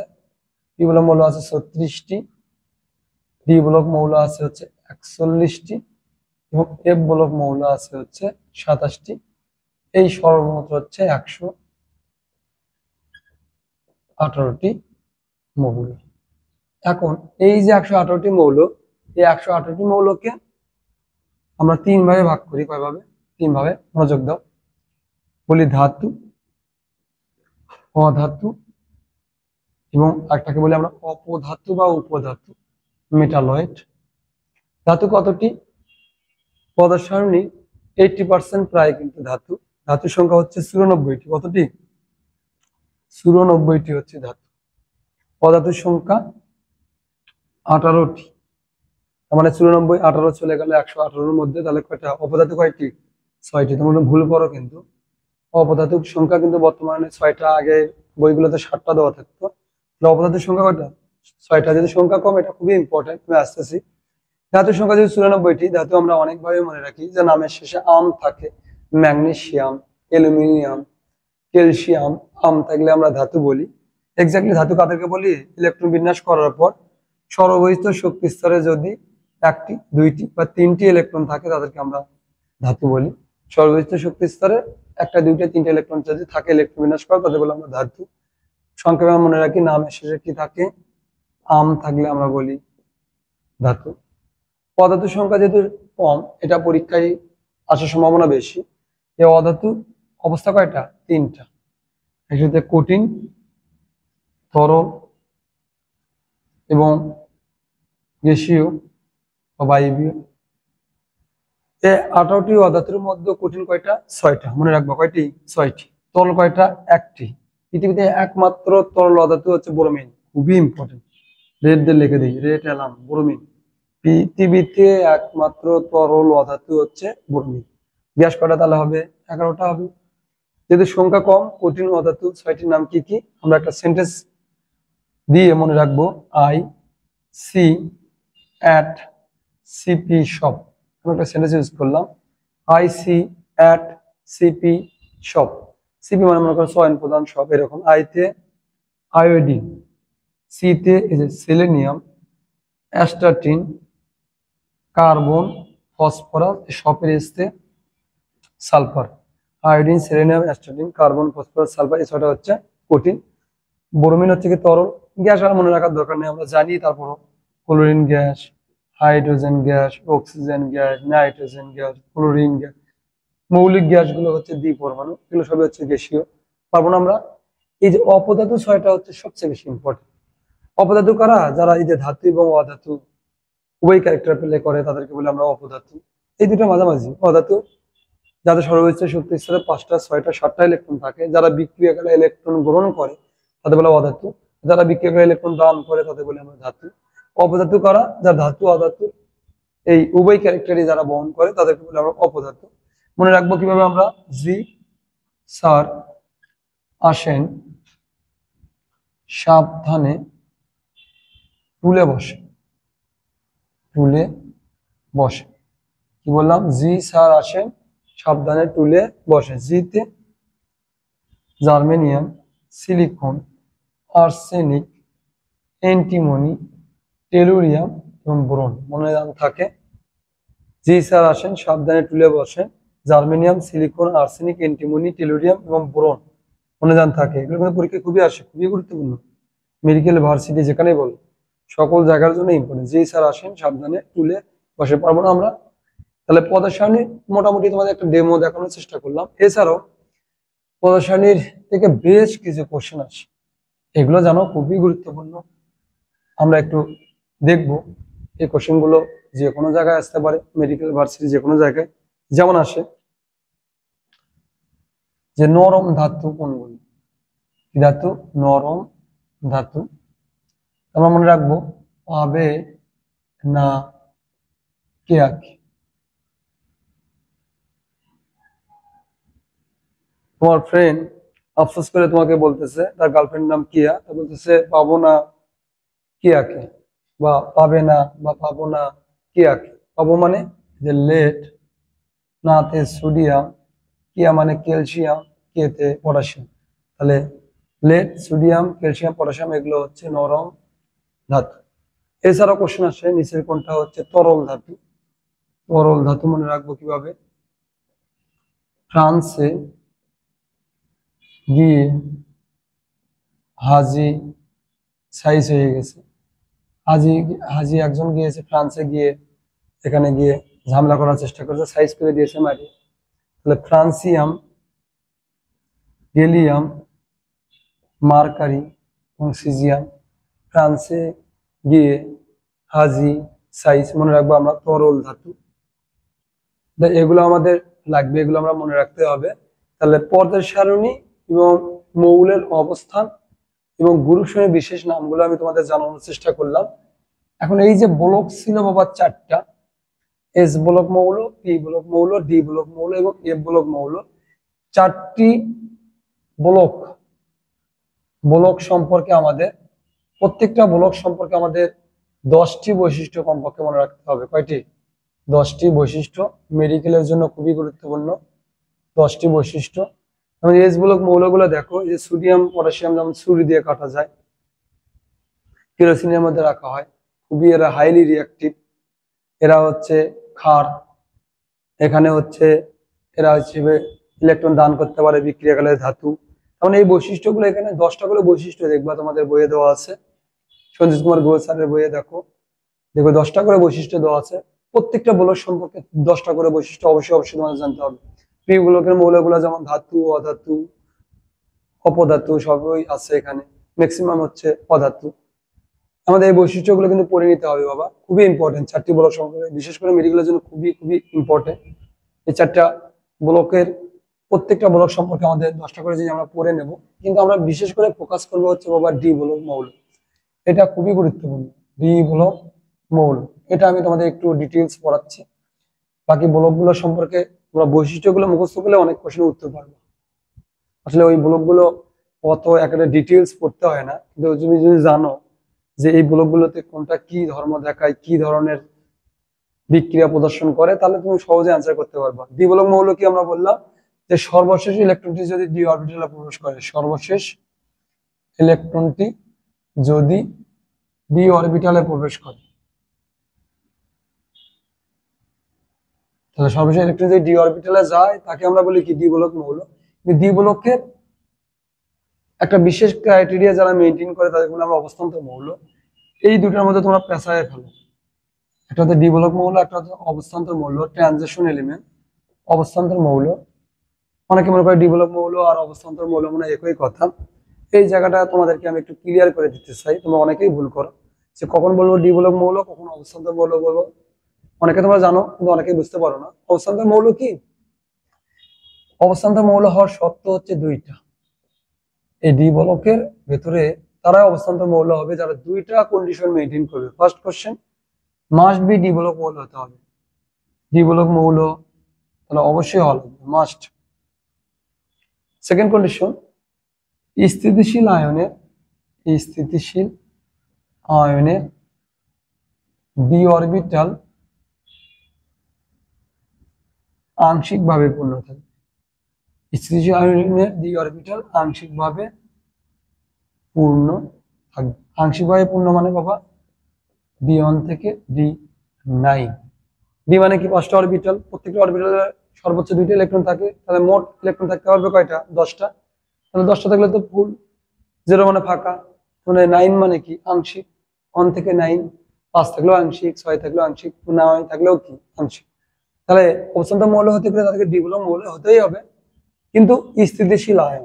যেমন একটা এক্সাম্পল দিই, আয়রন এক্সাম্পল দিলে তোমরা আশা করি ক্লিয়ার হয়ে যাবে। ইলেকট্রন বিন্যাস করলাম সংক্ষেপে আর্গন 4s2 3d6। এটা কি? ডিবলক মৌল। কেন ডিবলক মৌল? যে সর্বশেষ ইলেকট্রনটা ডিবলক দ্বিতীয় প্রবেশ করছে, তাই ডিবলক মৌল। আমরা জানি আয়রনের জারণ অবস্থা দুইটা, Ap2 plus Ap3 plus plus ion ferric ion, এটা হচ্ছে বেশি স্থিতিশীল। যেটাই হোক, তাহলে 2 প্লাস মানে কি? 2টা ইলেকট্রন চলে যাবে। এখানেও তোমরা ভুল করো অ্যাডমিশনে, 2টা ইলেকট্রন কোথায় থেকে চলে যাবে? মনে রাখবো বাবা, ইলেকট্রন প্রবেশের 3টা নীতি আছে। ইলেকট্রন প্রবেশের 3টা নীতি আছে, আউবউ নীতি, হুন্ডের নীতি এবং পাউলির বর্জন নীতি। কিন্তু ইলেকট্রন বের হওয়ার কোনো নীতি নাই। ইলেকট্রন বের হওয়ার একটাই নীতি, ইলেকট্রন সব সময় সর্ববহিস্থ শক্তি স্তর থেকে বের হবে। কি বললাম? ইলেকট্রন প্রবেশের নীতি আছে 3টা, আউবউ, হুন্স, পাউলি, কিন্তু ইলেকট্রন বের হওয়ার কোনো নীতি নাই। ইলেকট্রন সব সময় সর্ববহিস্থ শক্তি স্তর থেকে বের হবে। এটা 3D, এটা 4s। সর্ববহিস্থ শক্তি স্তর কোনটা? এই যে 4। তাহলে এখান থেকে বের হবে। তোমরা কিন্তু ভুল করো এই জায়গাটা। Argon 4s0 3d6। অনেকে কি করতো 4s1 3d5 এমন লিখতে, হয়তো বা অর্ধপূর্ণ পরিপূর্ণ অরবিটাল বেশি স্থিতিশীল হয়, তোমরা পড়ো না বাবা। ইলেকট্রন বের হয় সবসময় সর্ববহিস্থ শক্তি স্তর থেকে। তাহলে এটা কি হবে? আগে এখান থেকে 2টা বের হবে, তারপর এখান থেকে তোমার হবে 3d5। আশা করি বুঝতে পারছো। তাহলে এটা হচ্ছে 3d6, এটা হলো 3d5। যেটা অর্ধপূর্ণ বেশি স্থিতিশীল, এই জন্য বললাম রাসায়ন, এটা ফেরিক আয়ন, এটা বেশি স্থিতিশীল। রাস মানে সবুজ, ফেরিক মানে বাদামি। 3d5 দেখো তো, স্থিতিশীল আয়নের পরও 2টা ইলেকট্রন আছে না নাই? আছে। এবং দেখো তো আংশিকভাবে পূর্ণ আছে না নাই? অবশ্যই আছে। তো এই দুটা কি? অবস্থান্তর মৌল। অবস্থান্তর মৌল, বুঝতে পারছো না? তাহলে আয়রন হচ্ছে ডিবলক মৌল প্লাস অবস্থান্তর মৌল উভয়। যদি বলতাম স্ক্যান্ডিয়াম, এই যে 21, 1s2 2s2 2p6 3s2 3p6 4s2 3d1 এবং ডি ব্লকের ফার্স্ট মৌল। স্ক্যান্ডিয়ামের স্থিতিশীল জারণ অবস্থাতে স্ক্যান্ডিয়াম 3 প্লাস, মানে 3টা ইলেকট্রন চলে যাবে কোথা থেকে যাবে? সর্ববহিস্থ শক্তি স্তর থেকে। তাহলে এইটুকু 3s2 3p6, এখান থেকে 2টা, এখান থেকে 2টা, ডিতে তো ইলেকট্রনই থাকবে না। তাহলে এটা কি অবস্থান্তর মৌল হবে? না, এটা হচ্ছে অবস্থান্তর মৌল নয়। এখানে তো বাবা দেখো আংশিকভাবে পূর্ণ থাকবে, একবারে ফাঁকা থাকাও যাবে না, পূর্ণ থাকাও যাবে না। তার মানে এটা ডিবলক মৌল স্ক্যান্ডিয়াম, এটা মাস্ট বি ডিবলক মৌল, ডিতে ইলেকট্রন আছে, কিন্তু এটা অবস্থান্তর মৌল নয়। জিঙ্ক যদি আমরা বলি, জিঙ্ক, তাহলে আমি আর্গন লিখলাম সংক্ষেপে 4s2 3d10। দেখো ডিতে ইলেকট্রন আছে না নাই? তাহলে অবশ্যই ডিবলক, অবশ্যই ডিবলক মৌল। কিন্তু আমি যদি এর স্থিতিশীল জারণ অবস্থা দেখাই, জিঙ্ক 2 প্লাস, 2টা ইলেকট্রন যাবে কোথা থেকে? যাবে সর্বোচ্চ শক্তি স্তর, তারপরে 3d10, দ্বিতীয় ইলেকট্রন আছে কিন্তু এটা বলছে আংশিকভাবে পূর্ণ, এজন্য এটা অবস্থান্তর মৌল নয়। কি দেখলা? তো অবস্থান্তর মৌল যারা, তারা মাস্ট ডিবলক মৌল, কিন্তু সকল ডিবলক মৌল কিন্তু অবস্থান্তর হচ্ছে না। তাহলে স্ক্যান্ডিয়াম 3 প্লাস, জিঙ্ক 2 প্লাস অবস্থান্তর মৌল নয়, কিন্তু এটা কিন্তু ডিবলক মৌল। আমরা বুঝতেছি ডি ব্লকের একটা বিশেষ ক্রাইটেরিয়া যারা মেনটেন করে তাদেরকে বলে আমরা অবস্থান্তর মৌল। যেমন আমরা দেখো এই যে মন্ত্রী এবং এমপি বলি, প্রত্যেকটা জেলাতে দেখবা বেশ কয়েকটা এমপি থাকে। যে এমপি গুলোর মধ্যেও কিন্তু যারা একাধিকবার দেখা যাচ্ছে সংসদ সদস্য হয়েছে তাদের কিন্তু মন্ত্রী দেওয়া হয়। তাহলে এমপির বড় কে? মন্ত্রী। তার মানে এখানে দেখো খেয়াল করে সবাই কি ডি ব্লক মৌল, মানে সবাই এমপির মতো, কিন্তু এমপির একটা বিশেষ যাদের গুণ সম্পন্ন তাদেরকে আমরা বলতেছি মন্ত্রী। তাহলে আমরা বলতে পারি এখান থেকে সকল অবস্থান্তর মৌল ডি ব্লক মৌল, সকল অবস্থান্তর মৌল ডি ব্লক মৌল, কিন্তু সকল ডি ব্লক মৌল অবস্থান্তর নয়। বুঝতে পারছো কি কথাটা? দেখো তো, সবাই কি ডি ব্লক মৌল কিন্তু সবাই অবস্থান্তর নয়। তাহলে সকল অবস্থান্তর মৌল ডি ব্লক মৌল কিন্তু সকল ডি ব্লক মৌল অবস্থান্তর নয়। Clear? Iron D block plus অবস্থান্তর বই, স্ক্যান্ডিয়াম জিঙ্ক ডি ব্লক কিন্তু অবস্থান্তর নয়। এই জন্য সকল অবস্থান্তর মৌল ডি ব্লক মৌল কিন্তু সকল ডি ব্লক মৌল অবস্থান্তর নয়। আশা করি বুঝতে পারছো। এখন এই যে অবস্থান্তর মৌলের কিছু বৈশিষ্ট্য আছে বাবা, যেগুলো পরীক্ষার জন্য খুবই গুরুত্বপূর্ণ, আমি একটু সংক্ষেপে তারপরও তোমাদের বলবো যেন ভর্তি পরীক্ষা আসলে তোমরা পারো। অবস্থান্তর মৌলের বৈশিষ্ট্য আমি বললাম বাবা, অবস্থান্তর মৌলের বৈশিষ্ট্য তোমরা অনেকে মনে করো যে ডি ব্লক মৌলের বৈশিষ্ট্য। না, সকল ডি ব্লক মৌলের বৈশিষ্ট্যগুলো দেয় না, এগুলো হচ্ছে অবস্থান্তর মৌলের বৈশিষ্ট্য। এগুলো special characteristics of transition element. অবস্থান্তর মৌলের বৈশিষ্ট্য, 5টা বৈশিষ্ট্য খুবই গুরুত্বপূর্ণ, তোমাদের মনে রাখতে হবে অ্যাডমিশনের জন্য, একদম মুখস্থ হবে। তোমরা যখন ডি ব্লক মৌলের বৈশিষ্ট্য পড়বা দেখবা ওই 10টা বৈশিষ্ট্যের মধ্যে 5টা তো থাকবেই, আরো বেশিও থাকতে পারে। চেষ্টা করবে সবগুলো বৈশিষ্ট্য মনে রাখার, কিন্তু কমপক্ষে 10টা বৈশিষ্ট্য বিশেষ বিশেষ মনে রাখার চেষ্টা করবো। তাহলে অবস্থান্তর মৌলের বৈশিষ্ট্য কি? প্রথম বৈশিষ্ট্য, অবস্থান্তর মৌলগুলো রঙিন যৌগ গঠন করতে পারে। তারা কি পারে? রঙিন যৌগ গঠন করতে পারে। সেকেন্ড কোশ্চেন, তারা পরিবর্তনশীল যোজ্যতা প্রদর্শন করে, পরিবর্তনশীল জারণ অবস্থা প্রদর্শন করে। রঙিন যৌগ গঠন করে, পরিবর্তনশীল জারণ অবস্থা প্রদর্শন করে, প্যারা চুম্বকীয় ধর্ম প্রদর্শন করে, প্যারা চুম্বকীয় ধর্ম প্রদর্শন করে, জটিল যৌগ গঠন করে, জটিল যৌগ গঠন করে এবং প্রভাবক রূপে ক্রিয়া করে, প্রভাবক রূপে ক্রিয়া করে। এই 5টা বৈশিষ্ট্য খুবই গুরুত্বপূর্ণ, খুবই খুবই খুবই গুরুত্বপূর্ণ। অনেক সময় বলে যে নিচের কোনটা অবস্থান্তর মৌলের বৈশিষ্ট্য নয়। খেয়াল করে দেখো তোমরা এখানে যে গঠন করে কিন্তু 2টা, জটিল যৌগ, একটা হচ্ছে রঙিন যৌগ, আর বাকি সবই প্রায় প্রদর্শন করে। পরিবর্তনশীল, প্যারাচুম্বকীয় ধর্ম, প্রভাবক রূপে প্রদর্শন করে, ধর্ম প্রদর্শন করে। পারবো না আমরা এগুলো? বলো তো, মনে রাখতে পারবো না? 2টা গঠন, 3টা হচ্ছে আমাদের কি প্রদর্শন করে। তাহলে আমি রঙিন যৌগটা একটু খুব সংক্ষেপে বলি, যেটা পরীক্ষায় আসবে না, যে কেন রঙিন যৌগ গঠন করে ব্যাখ্যা আসে না, একটু জানানোর জন্য খুবই সংক্ষেপে একটু বলি। বেসিক ক্লিয়ার থাকলে অনেক সুবিধা। ইলেকট্রোবিন্যাস গুলো আর্গন 3d5, 3d5 মানে কি? কি মানে 5টা অরবিটাল, হুন্ডের নীতি অনুসারে প্রত্যেকটা অরবিটালে একটা করে ইলেকট্রন প্রবেশ করবে এবং একইমুখী স্পিনে। এই যে একইমুখী স্পিন, এটাতে যে পরিমাণ শক্তি প্রত্যেকটা অরবিটালে, এই ইলেকট্রনের শক্তি 1, এটাকে বলা হয় ডিজেনারেট অরবিটাল। কি বলি বাবা? Degenerate orbital. ডিজেনারেট অরবিটাল মানে সমশক্তি অরবিটাল। ডিজেনারেট অরবিটাল কখন বলি?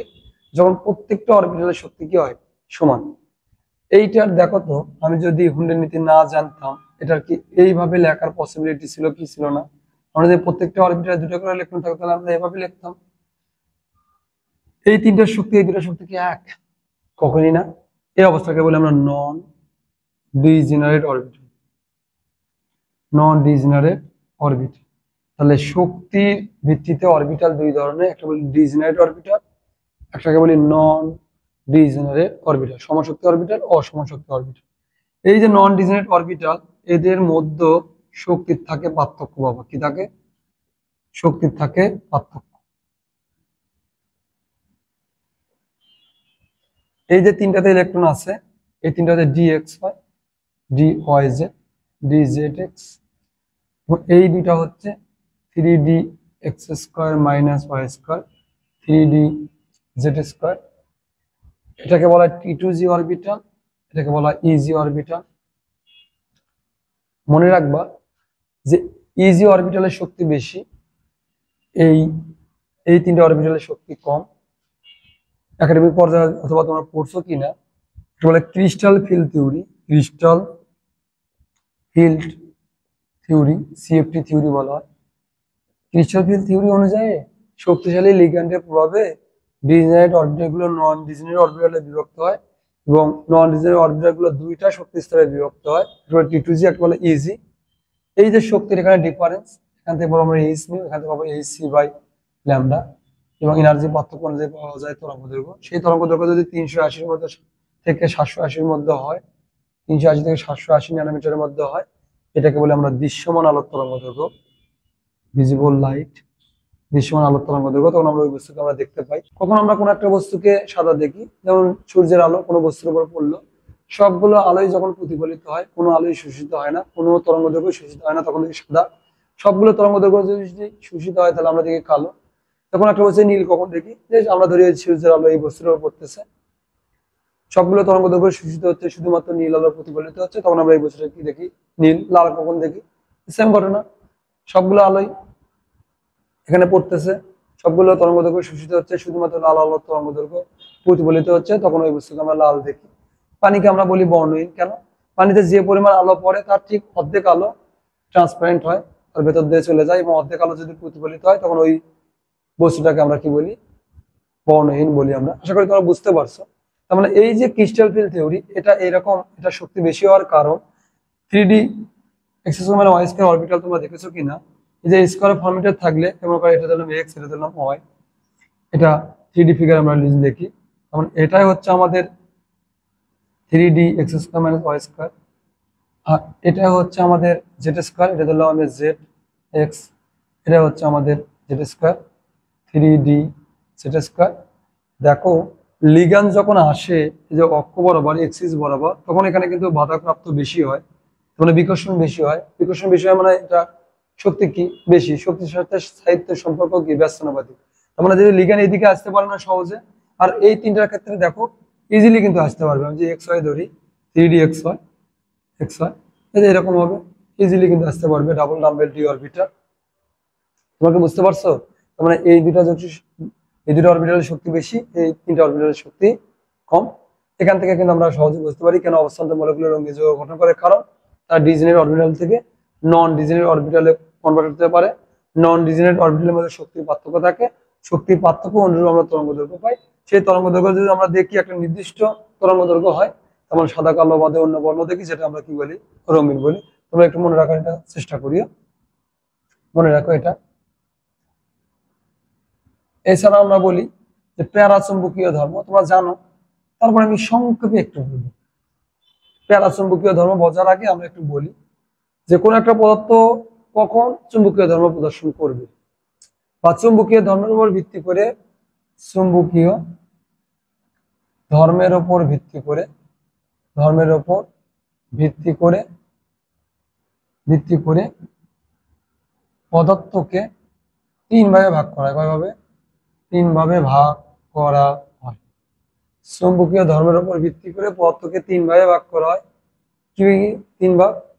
এটাকে বলা হয় ফেরোচুম্বক পদার্থ, ফেরোচুম্বক পদার্থ বা ফেরোম্যাগনেটিক প্রপার্টিজ, ফেরোচুম্বক পদার্থ। একটাকে বলা হয় প্যারাচুম্বক পদার্থ, যেটা আমাদের আলোচনার বিষয় ছিল। একটাকে বলা হয় ডায়াচুম্বক পদার্থ, ডায়াচুম্বক পদার্থ। একটু সংক্ষেপে বলে দিই, এগুলো থেকে কোশ্চেন আসলে আমাদের পারতে হবে, ইম্পর্টেন্ট। ফেরোচুম্বক পদার্থ মানে কি? এই সকল পদার্থ চুম্বক দ্বারা প্রবলভাবে আকর্ষিত হয়, প্রবলভাবে আকর্ষিত হয়, প্রবলভাবে মানে স্ট্রংলি, মানে অনেক স্ট্রং ভাবে অ্যাট্রাকশন করে, হাইলি অ্যাট্রাক্টেড। তাহলে দেখো তাদের প্রবলভাবে আকর্ষিত হয়, তাদের বলে আমরা ফেরোচুম্বক পদার্থ। যে সকল পদার্থ চুম্বক দ্বারা মৃদুভাবে আকর্ষিত হয়, মৃদু মানে দুর্বলভাবে, বিদ্যুৎভাবে আকর্ষিত হয় তাদেরকে বলা হয় প্যারাচুম্বক পদার্থ। যে সকল পদার্থ চুম্বক দ্বারা আকর্ষিত হয় না বরং আরো বিকশিত হয় তাদেরকে বলি আমরা ডায়াচুম্বক পদার্থ। এখন কখন কোন একটা পদার্থ চুম্বক হিসেবে কাজ করবে বা চুম্বক আকর্ষণ করবে, যে সকল পদার্থ বা যে সকল মৌলে ইলেকট্রন বিন্যাস করার পরে আমরা দেখব সিঙ্গেল ইলেকট্রন আছে, কি আছে? সিঙ্গেল ইলেকট্রন, অযুগ্ম ইলেকট্রন। অযুগ্ম ইলেকট্রন যদি থাকে সেই মৌলগুলো প্যারাম্যাগনেটিক ধর্ম প্রদর্শন করে। সেই মৌলের ভেতরে যদি আমরা দেখি যে সিঙ্গেল ইলেকট্রন এরকম 3টা বা 4টা আছে বা 2-এর অধিক আছে, 5টা আছে, তাদেরকে আমরা বলি ফেরোচুম্বক পদার্থ। অর্থাৎ সিঙ্গেল ইলেকট্রন 1টা 2টা থাকলে আমরা বলি প্যারা, সিঙ্গেল যদি 3 4 5 এরকম থাকে ফেরোচুম্বক পদার্থ। ফেরোচুম্বক পদার্থ হচ্ছে 3টা, হেল কোরিনি আয়রন কোবাল্ট নিকেল প্লাস এদের সংকর অ্যালয়গুলো বলা হয় মিক্সড করে, এগুলো হচ্ছে ফেরোচুম্বক পদার্থ। খুবই ইম্পর্টেন্ট, হেল কোরিনি আয়রন কোবাল্ট নিকেল, কারণ 5টা 4টা 3টা এগুলো হচ্ছে ফেরোচুম্বক পদার্থ। যেমন প্যারাচুম্বক পদার্থ হচ্ছে প্লাটিনাম, সোডিয়াম, অ্যালুমিনিয়াম। দেখবো এদের সর্বোচ্চ শক্তিশালী একটা ইলেকট্রন আছে। অযুগ্ম ইলেকট্রন থাকলে মেরে দেবো প্যারা, অযুগ্ম ইলেকট্রন যদি বেশি থাকে তাহলে মেরে দেবো ফেরোচুম্বক পদার্থ। আর যদি আমরা দেখি যে এইরকম হয়ে আছে বা পির ক্ষেত্রে আমাদের 3টা অরবিটাল, প্রত্যেকটা 2টা করে ইলেকট্রন আছে, তাহলে নেট ম্যাগনেটিক ফিল্ড কত কি হবে বলতো? 0 হবে না। তাহলে জিঙ্ক কি হবে বলতো? অবশ্যই ডায়াচুম্বক পদার্থ হবে জিঙ্ক। পানি, অ্যালকোহল এগুলো কি দত্ত বাবা? ডায়াচুম্বক পদার্থ। যাদের কোনো সিঙ্গেল ইলেকট্রন থাকে না, সবগুলো অরবিটালি ইলেকট্রন দ্বারা পূর্ণ থাকে, তা বলে ডায়াচুম্বক পদার্থ। ডায়াচুম্বক পদার্থগুলো মনে রাখার জন্য তোমাদের একটা টেকনিক লিখে দেই, একটা ছন্দ লিখে দেই, এই ছন্দটা মনে রাখবা, আশা করি কাজ হয়ে যাবে। তাহলে কারা প্যারাচুম্বক হবে? সিঙ্গেল ইলেকট্রন থাকলে প্যারাচুম্বক। তাহলে তারপরে লিখে দেই সবাই ওকে ছোট আলম। যাই হোক আমরা আলমকে ছোট করি নাই, প্লিজ আলম সুন্দর নাম, আমরা ছোট করি নাই। ছোট আলম মানে আলম আকারে ছোট, ছোট আলম নামে মানে আলম একটু শর্ট।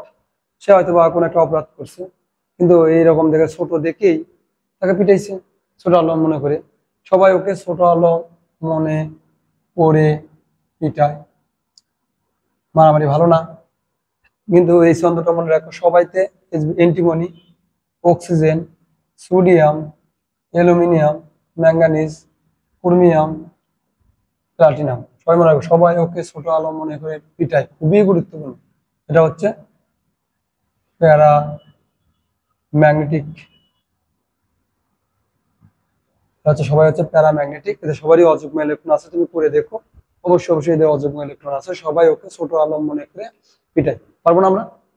এছাড়াও আরো আমাদের লাগবে, সেটা হচ্ছে জটিল যৌগ।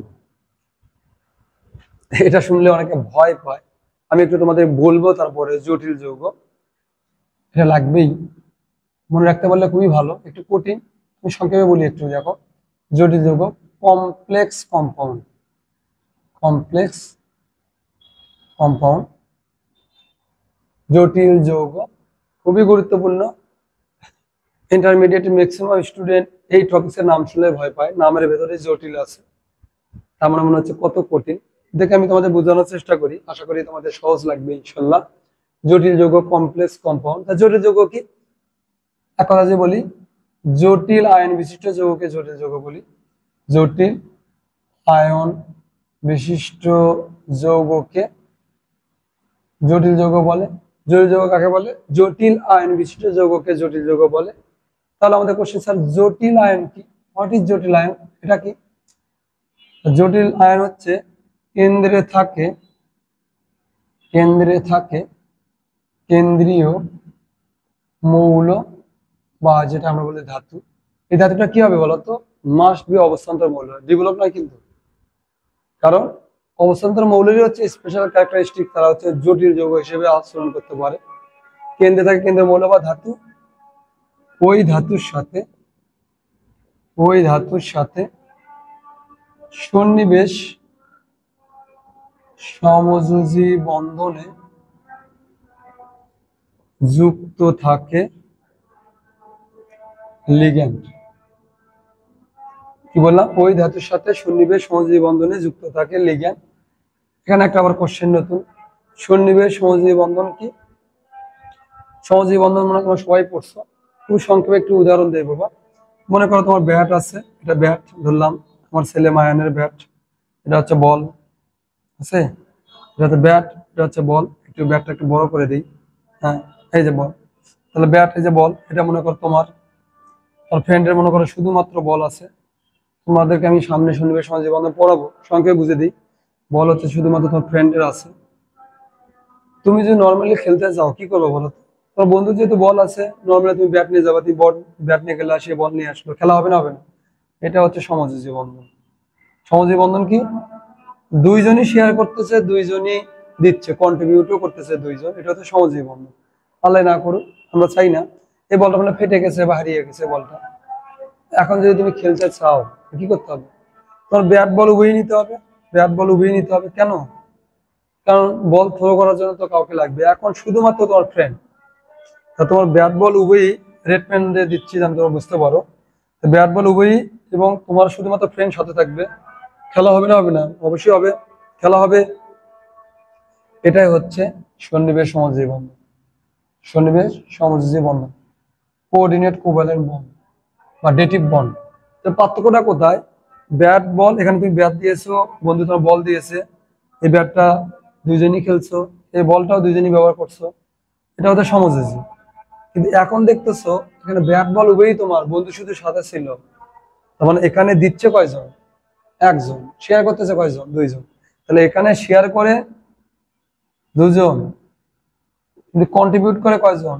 একজন। এখানে শেয়ারও করে দুইজন, কন্ট্রিবিউট দেয়ও কয়জন? দুইজন। পার্থক্য এখানে। তার মানে সন্নিবেশ সমযোজী বন্ধন একটা বিশেষ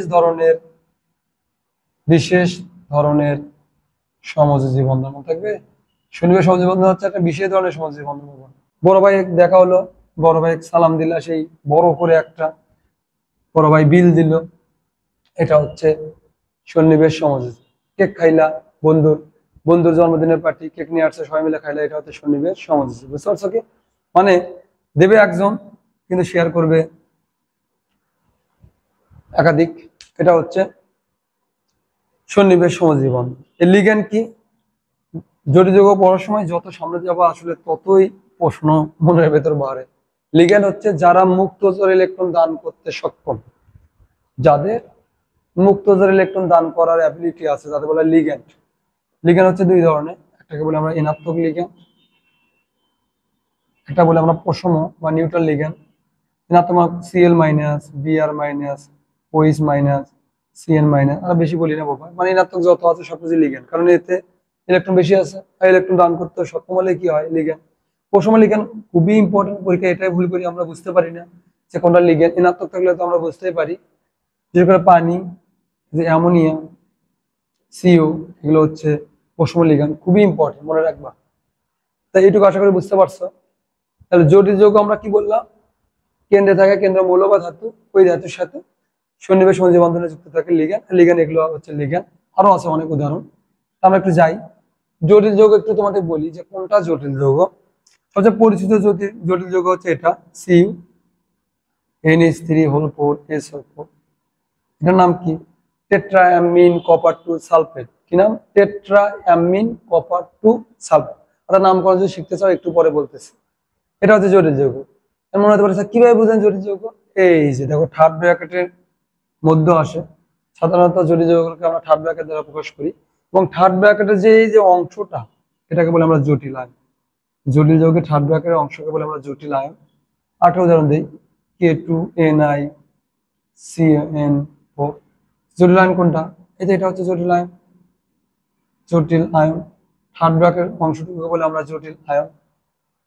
তোমরা জটিল যৌগকে জটিল আয়ন বিশেষ যৌগ, তোমার জটিল যৌগ হতে গেলে জটিল আয়ন থাকতে হবে, সাথে হয় থাকবে ক্যাটায়ন, না হয় থাকবে অ্যানায়ন। বুঝতে পারছো কিনা দেখো তো একটু কথাটা। মনে করো এটা জটিল আয়নটা কি, শুরুতে থার্ড ব্র্যাকেট আছে, এটা হচ্ছে ক্যাটায়ন জটিল আয়ন, প্লাস। আমরা জানি যৌগে একটা প্লাস থাকে মাইনাস থাকে, শুরুতে থাকে প্লাস ধাতু, তারপর থাকে অধাতু, এটা হচ্ছে ক্যাটায়ন। এটা থার্ড ব্র্যাকেট, এখানে কি আছে পরে? অ্যানায়ন জটিল আয়ন, এটা হচ্ছে মাইনাস। পটাশিয়াম হচ্ছে প্লাস। তাহলে জটিল আয়ন দুই ধরনের, ক্যাটায়ন জটিল আয়ন, অ্যানায়ন জটিল আয়ন। তাহলে মানে জটিল আয়ন থাকবে, যদি ক্যাটায়ন জটিল আয়ন হয় তাহলে অ্যানায়ন থাকবে, আর যদি জটিল আয়নটা অ্যানায়ন হয় তার শুরুতে কি থাকবে, ক্যাটায়ন। এই জন্য লিখছি জটিল আয়ন প্লাস ক্যাটায়ন বা অ্যানায়ন মিলে কি হয়, জটিল যৌগ। এগুলো কি জটিল যৌগ। জটিল যৌগ কি চিনতে পারছো? এই যে জটিল যৌগ যে এখানে যে কথাটা বললাম, এটাকে একটু তোমাকে অ্যানালাইসিস করে বুঝিয়ে দেওয়ার চেষ্টা করি, তো অনেকে বুঝতে পারে না যে কথাগুলো কি বলছি, এইটা দিয়ে আমি বুঝে দিই, জায়গাটা একটু ফাঁকা করি। বলছে জটিল যৌগের জটিল আয়নে কেন্দ্রীয় মৌল থাকবে কেন্দ্রে। তা কেন্দ্র জটিল আয়ন কোনটা, পুরোটা জটিল আয়ন। এটা হচ্ছে কেন্দ্রীয় মৌল। কেন্দ্রীয় মৌল কারা হয়, অবস্থান্তর মৌল হয়। তার সাথে কে থাকবে, লিগ্যান্ড থাকবে। তার লিগ্যান্ড কিভাবে চিনবো একটু বলবেন? জটিল আয়নের ভেতরে ফার্স্ট ব্র্যাকেটের ভেতরে যে যৌগটা থাকে ওটা হচ্ছে লিগ্যান্ড। এটা হচ্ছে লিগ্যান্ড। ফার্স্ট ব্র্যাকেটের মধ্যে লিগ্যান্ড থাকে। লিগ্যান্ড কটা আছে, চারটা। তার বলে যারা মুক্ত যে ইলেকট্রন দান করতে পারে তারা হচ্ছে লিগ্যান্ড। মুক্ত যে ইলেকট্রন আছে একটা অ্যামোনিয়াতে। সন্নিবেশ সহজীব বন্ধন প্রকাশ করা হয় দাতা থেকে গ্রহীতা পরমাণুর দিকে তীর চিহ্ন দ্বারা। দাতা থেকে গ্রহীতা পরমাণুর দিকে তীর চিহ্ন দ্বারা। তুমি একটু আগে দেখছিলে তোমার ব্যাট বল উভয়ই ছিল, তা তোমাদের দাতা পরমাণু, দাতা পরমাণুকে কেমিস্ট্রি ভাষা বলা হয় লিগ্যান্ড। দাতা পরমাণুর নামে কি, লিগ্যান্ড। তাহলে এটা কি দাতা পরমাণু, এই যে সন্নিবেশ সহজীব বন্ধন প্রকাশ করা এরকম তীর চিহ্ন দ্বারা। দাতা থেকে কোন দিকে, গ্রহীতা। এটা দিলাম, এটা হচ্ছে 2+, এটা হচ্ছে 2-। তাহলে এখন কথাগুলো মিলে নাও। তাহলে জটিল আয়ন প্লাস যে অ্যানায়ন জটিল যৌগ, তাহলে কেন্দ্র থেকে কেন্দ্রীয় মৌল, তার সাথে সন্নিবেশ সহজীব বন্ধনে যুক্ত থাকে লিগ্যান্ড। পারবো না আমরা, এই যে জটিল যৌগ। আশা করি জটিল যৌগ কি বুঝতে পারছো? আশা করি তোমরা জটিল যৌগের বেসিক আইডিয়াটা তোমরা বুঝতে পারছো। এখন এই জটিল যৌগের নামকরণ অনেক সময় আসে, তোমরা পারো না, এখন নামটা তোমাদের একটু শিখিয়ে দেবো যে জটিল যৌগের এই যে জটিল আয়ন আছে তার নামকরণটা তোমরা কিভাবে করবে। জটিল যৌগের যদি নামকরণ করতে চাও, প্রথম কাজ হচ্ছে ভর্তি পরীক্ষায় তুমি দেখলে জটিল যৌগ আসছে, এই জটিল যৌগটা জটিল আয়নটা কি, ক্যাটায়ন না অ্যানায়ন, এটা আমাদের দেখতে হবে। যদি ক্যাটায়ন অ্যানায়ন শনাক্ত করতে না পারো তাহলে নামকরণ কিন্তু 100% তোমার ভুল হবে। জটিল যৌগ হাতে পাওয়ার পর প্রথম কাজ কি, জটিল আয়নটা শনাক্ত করে।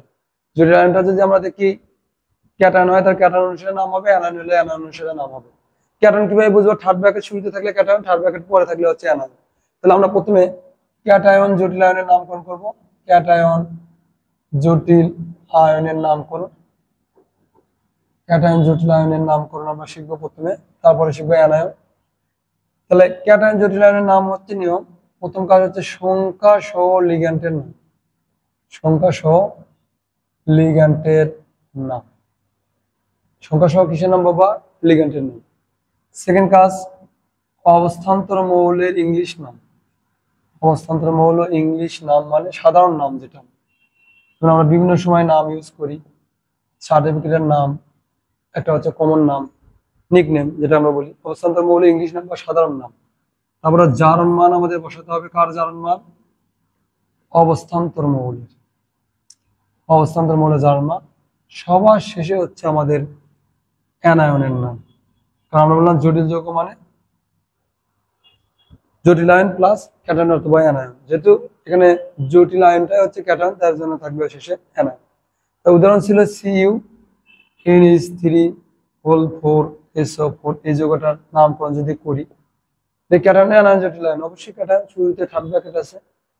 প্রথমত সংখ্যা সহ লিগ্যান্ডের নাম, লিগ্যান্ড কিভাবে চিনবো, ফার্স্ট ব্র্যাকেটের মধ্যে যে অংশটা থাকে এটা বলা হয় লিগ্যান্ড। লিগ্যান্ড কটা আছে, চারটা।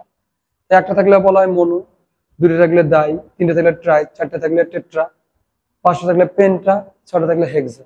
তাহলে মনো, ডাই, ট্রাই, টেট্রা, পেন্টা, হেক্সা। আশা করি তোমাদের মনে থাকবে।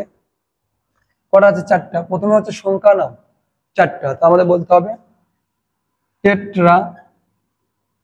এখন NH3, তোমরা অনেকে মনে করছো অ্যামোনিয়া, না, এই লিগ্যান্ড নামগুলো আমাদের জানতে হবে বাবা। লিগ্যান্ড নামগুলো খুবই গুরুত্বপূর্ণ। অ্যামোনিয়া যদি থাকে নাম হবে অ্যামিন, কি হবে নাম, অ্যামিন হবে বাবা। যদি H2O পদার্থ থাকে তার নাম হবে একুয়া, এই জন্য কিন্তু একুরিয়াম বলা হয়, একুয়া। CN থাকলে সায়ানো, সায়ানো। OH- থাকলে হাইড্রোক্সি, হাইড্রোক্সি। Cl মাইনাস থাকলে ক্লোরো, Br মাইনাস থাকলে ব্রোমো, NH2 থাকলে অ্যামিনো। অনেক লিগ্যান্ড আছে, এগুলো তোমাদের পড়ে নিতে হবে বাবা। তো সিও যদি থাকে, সিও কার্বনিল, আরো বেশ কিছু বই আছে, তোমরা পড়ে নিও, অত লাগলে আমি বলতেছি। তো চারটা আছে টেট্রা অ্যামিন। সিও নাম কি বলবা? এর কিন্তু অনেকগুলো নাম আছে, কপার, কাপরাম, কিউপ্রাস, কিউপ্রিক। এখানে কিন্তু ইংলিশ নাম বসবে বা সাধারণ নাম। সিউ মানে আমরা কিন্তু সবাই কপার ইউজ করি, টেট্রা অ্যামিন কপার। এখন জার্মান কিভাবে বের করি? এটা জার্মান আমরা কিভাবে বের করবো? তোমরা আশা করি পারো জার্মান বের করতে। তারপরে একটু বলি, যেটা জার্মান বের করতে বলা হয় সেটা এক্স ধরে। অবস্থান্ত মৌল এখানে যা থাকবে সেটা জার্মান এক্স ধরবো। যদি দুইটা থাকবে 2s ধরতাম। মুক্ত অবস্থায় সকল মৌল বা যৌগের জার্মান শূন্য। যদি এমনই একটা যৌগ, জার্মান শূন্য। কটা আছে? 4টা। SO4 2 মাইনাস, আমরা জানি সালফেট হচ্ছে যৌগমূল, জার্মান কি -2। টোটাল যৌগ শূন্য হয়, জার্মান x সমান আমরা কি লিখতে পারবো? +2। এখানে আমাদের রোমান হরফে লিখতে হবে টেট্রা অ্যামিন কপার 2। সবার শেষে কি আছে? সালফেট। আর আমরা নামগুলোর মধ্যে কোনো স্পেস রাখবো না। কেমিস্ট্রিতে নামকরণগুলো হচ্ছে IUPAC, international union of pure and applied chemistry, IUPAC, international union of pure and applied chemistry. বায়োলজিতে তোমরা নামকরণ করছো দীপন নামকরণ, ক্যারলস লিনিয়াসের হোমোসেপিয়েন্স আমরা বলি, মানুষের বৈজ্ঞানিক নাম। এখানে একপদী, এরকম নামের মধ্যে স্পেস দেবে না বাবা, স্পেস দেওয়া উচিত নয়। তুমি যদি দাও কিছু করার নাই, অনেক টিচার হয়তো বা দেয়। আমি বলবো নামের মধ্যে কোনো স্পেস রাখা যাবে না যদি তোমরা ইউপ্যাক পদ্ধতিতে নামকরণ করো। বুঝতে পারছো কি? এটা আরেকটা দিই, আরেকটা দিলে আশা করি তোমাদের ক্লিয়ার হয়ে যাবে। দিলাম এপি ওয়াটার 5 CnSSO4। দেখো খেয়াল করে, এখানে লিগেন্ড কিন্তু দুইটা আছে, যে এটা এটা। তা একাধিক লিগেন্ড থাকলে আমি কোনটার নাম আগে লিখবা? এটা একটু একটা কোশ্চেন। একাধিক লিগেন্ড থাকলে নাম হবে অ্যালফাবেটিক অর্ডারে। অ্যালফাবেটিক অর্ডার মানে নামের অক্ষর যদি আগে গিয়ে থাকে তাহলে এ, তারপর বি থাকলে বি, তারপর সি ডি, এভাবে জেড পর্যন্ত ABCD। তো এপি অর্ডার 5 CNS। তাহলে CNS মানে কি? এটা লিখে নাও, CNS থায়োসায়ানেটো, থায়োসায়ানেটো। কটা আছে? 5টা। তাহলে পেন্টা একুয়া। কেন এটা আগে না লিখলাম? যে একুয়া আছে বাবা, এ দিয়ে শুরু, থায়োসায়ানেটো মানে টি দিয়ে শুরু, থায়োসায়ানেটো। তাহলে পেন্টা একুয়া। একটা থাকলে মনে লেখার দরকার নাই, পেন্টা একুয়া থায়োসায়ানেটো, পেন্টা একুয়া মনোথায়োসায়ানেটো লিখতে পারো, কিন্তু একটা মনে লেখার দরকার নাই, না লেখা মানে একটাই আছে, পেন্টা একুয়া থায়োসায়ানেটো। এপি মানে আয়রন আমরা বলি, আয়রন। আর ফ্রামজান লেখো না, ফেরিক, ফেরাস এগুলো বলো না, আমরা এপি মানে সবাই আয়রনই বলি। Penta aqua thiocyanato iron. German কিভাবে বের করবা? এটা জার্মান, এই যে এক্স, কটা যৌগ? 0। কটা আছে? 5টা। এটার চার্জ কিন্তু CNS মাইনাস, বুঝছো? এটা -1, এটা হচ্ছে -2 যৌগমূল 0। তাহলে এক্স -1 -2 0, ওই পাশে গেলে x সমান +3। তাহলে আয়রন 3, শেষে কি আছে? সালফেট। বুঝতে পারছো কি? দেখো তো, তাহলে পেন্টাকুয়া থায়োসায়ানেটো আয়রন 3 সালফেট।